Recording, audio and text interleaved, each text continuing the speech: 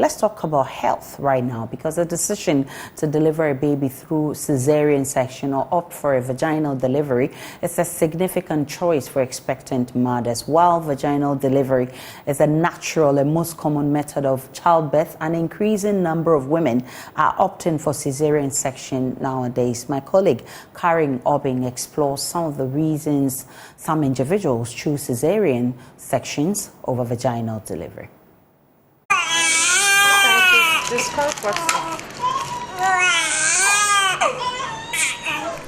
A baby is delivered through cesarean section. The mother is relieved. She had endured long hours of labor, and finally, the doctor decided to remove the baby surgically. A gynecologist at the Rich Hospital, Dr. Richard Apiankroma, explains why many women are choosing cesarean section over vaginal delivery. Technology has made CS, to be very frank, very, very simple. But it is not as simple as it is, because just like any other surgery, it has complications. So we counsel them thoroughly. We let them know that these are the risks involved, and we assess them, and then we let them know that, Madam A, I think, or we think that you are fit for a vaginal delivery. But we also let them know that if you do need a CS with monitoring, we will just go in quickly. The key thing is when you counsel them, and then such patients, you just need to monitor them closely. It's the close monitoring that we need to prevent unnecessary CS. Some of them just need close monitoring, and they'll deliver beautifully. That is what we need in Ghana. And monitoring goes with staff and equipment and so many things, and that's what we are lacking. So people don't want to go through that stress of, when you go to this place, they don't have so many money. So doctor, just do CS for me, and then let it be free, and then people to go. You can do it in less than an hour.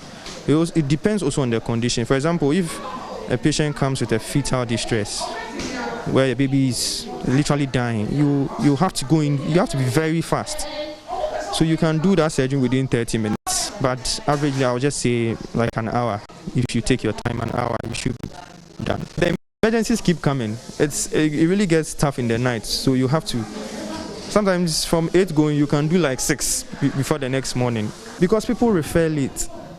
That's why people refer. So people go to their antenatal clinic at peripheral facilities, and then after seeing them, they'll refer them to come. So by the time they get here, some from very far places, by the time they get here, it's like 8, 9. And then we have those who we are seeing, the labor will set in at dawn, and they will come in and they realize that no, there's a problem. Cesarean section was dangerous when it started in the 1500s in Switzerland, when one Jacob Neuffer performed it on his wife. But over the years, regional anesthesia, including spinal and epidural anesthesia, have also been developed and become popular methods of relieving pain and improving outcomes after cesarean section. The World Health Organization recommends that cesarean section be performed only when medically necessary. But many women in Ghana opt for cesarean section as an elective.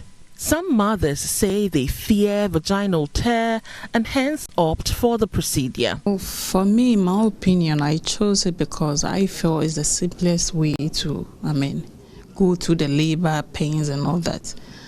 The thought of you being cut or pain and all that, I didn't want that. I didn't want to go through the trauma of, cutting my skin. So I felt like let me just put myself to sleep, and then voila, they are done with it. So I chose to do an elective CS because I think I had some fears about doing the natural labor.